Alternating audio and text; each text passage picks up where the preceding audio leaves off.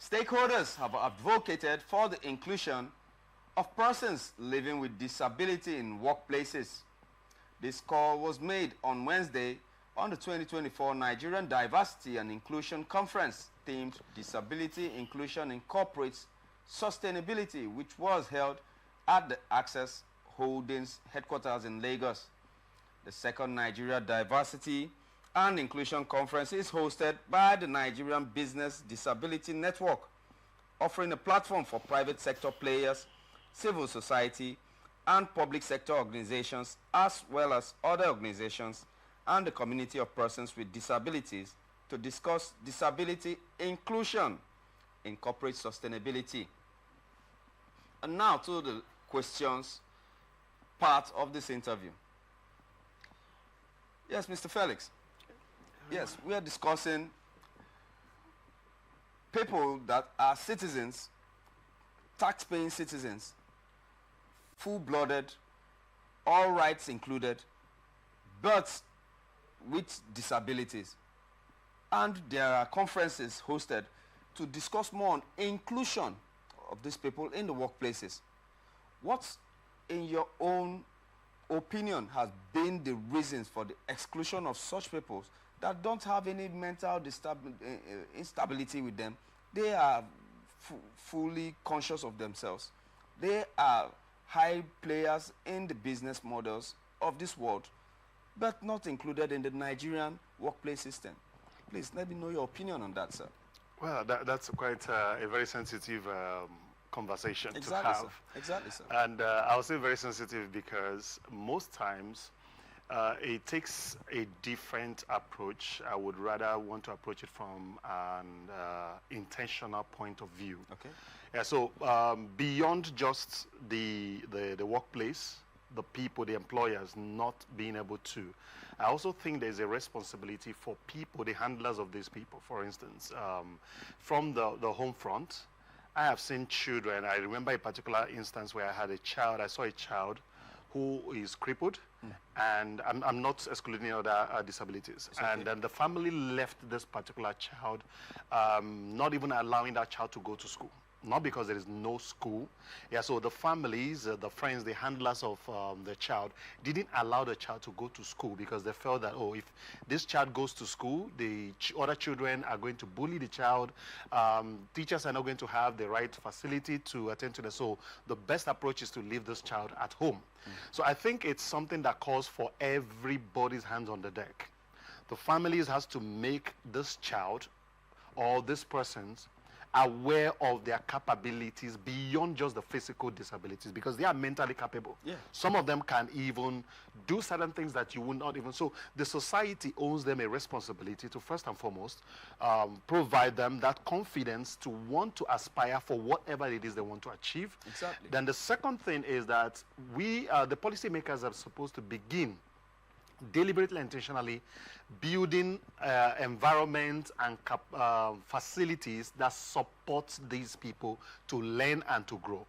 For some reasons, I imagine some of the schools, a secondary school I visited last week, they have a two-story building. Now, the classes are kept in this strata. So as you grow in classes, you go to the next. So what happens to this child? What is the accessibility facility built for this child to also grow and join the other classes just like every other of their classmates? So these are some of the things that policymakers are supposed to start beginning to put into the designs of the schools, the designs of the workplace.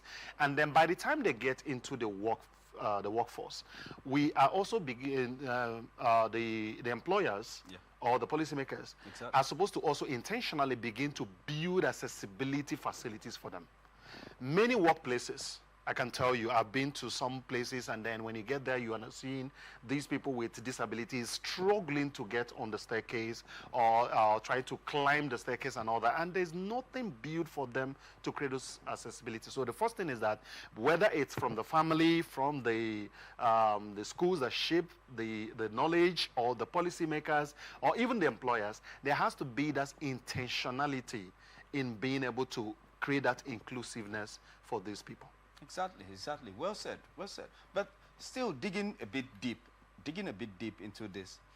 has there been any conscious effort in recent history to include them, even, let us say, by the private sector, first of all, before we come to the government, because the government have its own issues. But let us say, from the private sector, knowing their capability. I mean, a former president of the United States of America, Franklin Roosevelt. Yeah. Well, I mean, he was crippled at some point, but he led the country, even in a challenging atmosphere and in challenging time, to victory and to sustainability and to a very, very calm atmosphere, even from a violent stage that the United States found itself then in that point in time. So we cannot overrule their importance at any point, and there's nothing wrong with them. Absolutely. Yeah, their disability is just a physical. It's just physical. Mostly. Yes. Mostly. And if given the right tools, they can perform even better than even those that are even capable per se. So, do you have any information for us on the recent history of the private sector queuing in on that? On the inclusion of the people with disabilities? Okay, so what I would say is on that, I readily do not have the data on my fingertips, and I believe that there are relevant authorities that we can find those data, but I really do not have those data on my fingertips. But I know that my organization, for instance, is really big on inclusion. Okay. Not just for disabilities, for even racial inclusion and any kind of inclusion generally. Good. And I am also a member of the, I am a certified trainer with Google I Am Remarkable. So our preach every time is to tell the people who are actually disabled that you have the capacity just like every other person, and you have what it takes to do that. At the same time, we also encourage other people, the employers, the private sector, the government, to do this. But again, let's also look at a big factor. Yeah. These employers might want a situation because they do not readily have, let's say the private sectors probably, they do not readily have the facility to support those people. Okay. So in order, that is going to cost some kind of funding, being able to put all those facilities in place. And if they are not readily available to them and they are not willing to actually create those kind of facilities, they may necessarily need some push.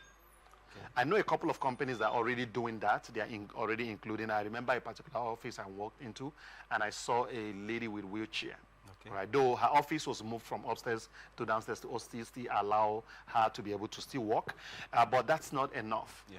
Now, what if she necessarily needs to go upstairs where the conference room is? Are we going to move the conference downstairs? Are we going to create an accessibility, maybe a lift or something? Now, I'm talking about for those who are physically challenged. Yeah. And there are other disabilities like maybe visual impediments. Exactly. I had a session I had one time with, I think it was Federal Minister of Youth and Sports. Okay. And I was to speak. And I love what the minister did at the time. So because they had a lot of people from the disability community, especially those who have a hearing impediment, they were invited and they brought people, what do you call them? The interpreters. Yeah. And it was an inclusive session. And mind you, one of the high points I had was that the people who were actually, I spoke there as a guest, one of the person that were actually asking most of the questions I would even consider the most intellectual laden questions were the people with those challenges. Yeah, so because they were willing to learn and they were happy that they were being included. So I think that beyond just the private sector being intentional about including those people in their scheme of things, government needs to put in, and I believe there are legislations already, but being able to enforce these legislations to make these people take it more serious and be more inclusive in their approach to work and environment. I was about delving into where you hit at the tail point of your opinion or your input there. Being that, let us say that you are an advisor to the President of the Republic of Nigeria concerning people living with disabilities, what advice can you give to Nigeria, to the people, the policymakers, concerning inclusion of people living with disabilities in the meantime that can be imputed, can be taken and run with almost from the onset? For that, that's a very brilliant one, though. Thank you. For that, I will say this. I believe strongly, and I've seen it severally, Nigeria has a lot of legislation. We have a lot of documents, beautiful ones for that. Yeah. Whether it's local content, it's inclusion laws, and Nigeria has a lot of beautiful laws. The only place we have, and I believe that there is a law right now about inclusion of people with disability. The only place I think we need to put more effort into is implementation and monitoring. Implementation and monitoring. So there should be people who are responsible. And if you ask me, I recommend that these people should be the people who feel the pinch themselves. Good. Right? Good. So I am abled. I wouldn't feel the pains of someone who probably is trying to climb the staircase to get into the studio. Maybe the person is or maybe I could speak, I could hear.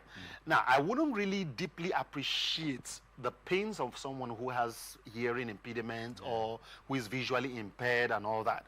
But if you get someone in that space, someone who is already feeling this thing, as part of the implementation, as part of the committee, if we're setting up a committee, as part of the monitoring, trust me, they would understand and appreciate better the challenges that people with these impediments have.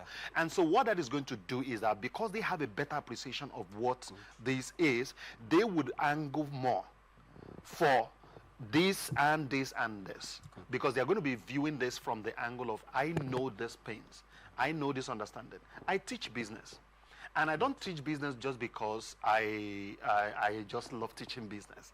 I teach business because I failed at businesses too.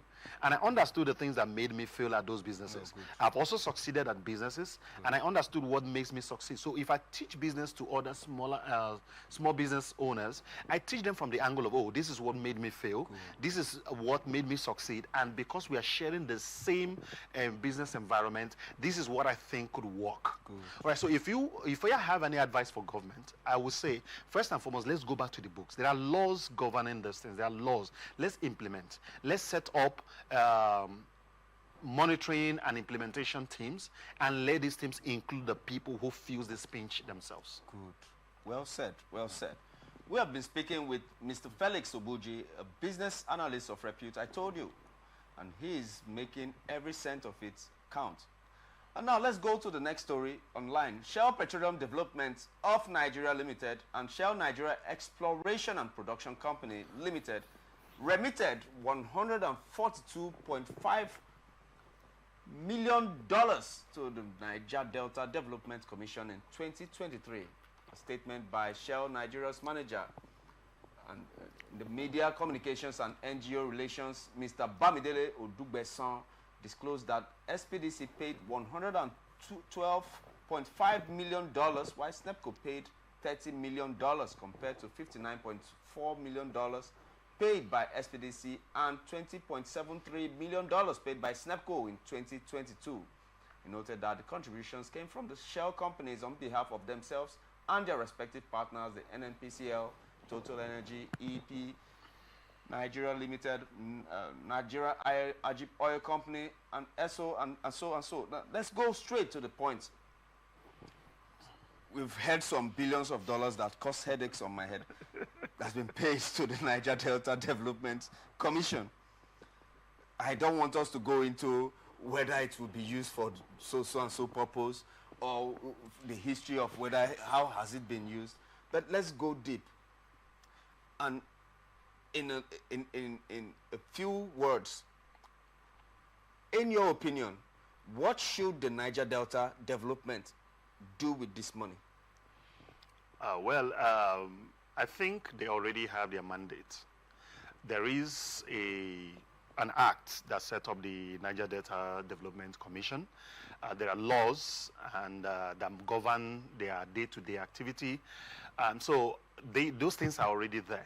So they already have a mandate. They already have what they're supposed to do. We know they are not doing that.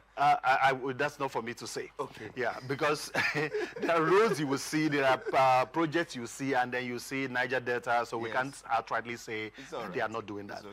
But what I would say is, I think I've been in I started my career in the development space. I was the coordinator for SDG in my time back then in Abuja. So what I would say is there is a difference between what you think would work for a community or a people and what truly works for them. There's a popular story for anybody who is within the developmental space and that's been told of how a community was gifted water because they didn't have water. And then they were gifted water and it was something that was supposed to be good for them because they travel all the way, they literally walk hours to go and fetch water. So, but at the end of the day, they were not using the water. And so the question is, you have water right in front of you, we sank a borehole for you that you could use, why are you still going that mile to go and fetch water when this is the water you can actually get? Now, it turned out that somebody came up with a story and told them that the water causes cancer. And so they avoided the water. That's one part. The second part is that because they go off to get water for hours, and then when they come back, they cook, eat, and go to farm. The only time they get to discuss, have conversation is when they're on their way to the stream. So you are taking that part of their lifestyle away from them. Now, nobody asked, nobody really engaged the people to understand, do they really need this and how does it impact them? That's why we usually have environmental and impact assessments. And also, so nobody asks them, how does it impact you guys, socio-culturally or any other thing? And the stakeholders, of course, it was one person that sold the story. So that particular stakeholder was probably not engaged properly. We've also seen cases where people say, okay, I want to, create a road for you guys, or I want to build maybe bring a transformer or something, and then you see people say, no, you can't bring transformer for us without paying us, you can't drive it across, you won't build a road without paying us and all that. So I think the first thing we need to do is to look at stakeholder engagement, because I know if you go to an NDDC, they probably bring this kind of conversations and stories up. So stakeholders engagement, reorientation of the people, and understanding what the perceived need of the people is and what the actual need of the people is. So projects shouldn't be just something you tick off the box. Okay, we have given them light and that's it, or we have given them a borehole and that's it. The question is, are they using the borehole? How long are they using the borehole? How does it impact them? So it has to come back home for them to say, okay, we are creating deliberate instances where we are looking at the need of the perceived need, what we think is the need, and engaging them to actually find out what the actual need is, and then doing your due diligence in terms of EAI. So, and being able to understand how that impacts those people. So that way, you know exactly what you're bringing to the people, how you're bringing it, and how it impacts them eventually. So those monies should go in that direction, if you ask me. Good. Viewers, we've been speaking to Mr. Felix Obuji, a business analyst of repute, and I believe that we've not exhausted even 10% of his input on this program, and I believe that by popular demand, he's going to come back on this show again. But for now, this is where we wrap it up on this episode of ATN Business on Atlantic Television Network. I am your host, Raymond Ken Mbata. Do well to view and like and follow us on our social media handles. Don't forget, we are open for advert bookings and commercials also on Atlantic Television Network, on YouTube and Facebook, on Instagram and TikTok, Atlantic TV Network 1, on X, formerly Twitter, Atlantic TV Net, and watch us live on our website, atlanticnetwork.tv. Don't forget, peace and unity are the pathways to progress. Thank you for watching, and stay tuned for ATN Politics coming up next.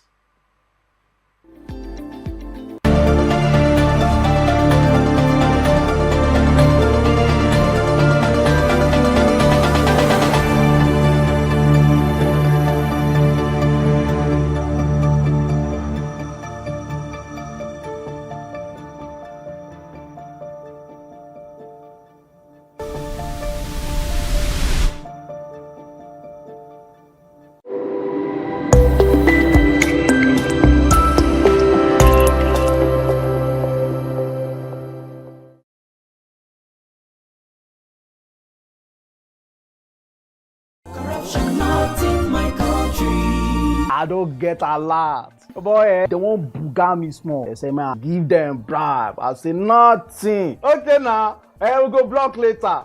You remember that contract where we do that time now? They don't pay. Hey! But first, you see the house rent with the old since. We go first call caretaker, take the money, slap am. Beg, see, you know, say I get annual levy why they pay for club. Where me and boys they shark beer na house, I supposed pay that one. You remember say me and tell you I go buy you motor. I go buy na. Okay, they pay you money now.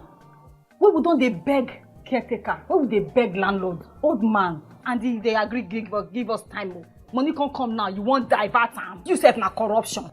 Corruption, not in my house and not in my country. Sure? Sure. Corruption not in my country. This message is brought to you by the Akinfade Foundation, the MacArthur Foundation, and with broadcast support from Atlantic Television Network. Corruption not in my country. Kasali, I hope so my car don't ready. I get interview in 30 minutes. Guy, you don't ready. I just the last minute instruction where you give me yesterday.